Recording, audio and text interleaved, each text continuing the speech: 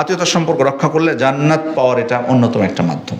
সহিহ বুখারী মুসলিমের হাদিস, এক ব্যক্তি এসে আল্লাহ রাসূল সাল্লাল্লাহু আলাইহি ওয়াসাল্লামকে বলছেন, আখবিরনি বিআমালিন ইউদখিলুনিল জান্নাহ ওয়া ইউবাইদুনি মিনান নার। আমাকে এমন আমলের কথা বলে দিন যার মাধ্যমে আমি যে আমলটা আমাকে জান্নাতে প্রবেশ করাবে, জাহান্নাম থেকে আমাকে দূরে রাখবে। আল্লাহ রাসূল সাল্লাল্লাহু আলাইহি ওয়াসাল্লাম বলছেন, তা'বুদুল্লাহ ওয়া লা তুশরিকু বিহি শাইআন। আল্লাহর ইবাদত করবে, তার সাথে শিরক করবে না। ওয়া তুকিমুস সালাহ, সালাত আদায় করবে।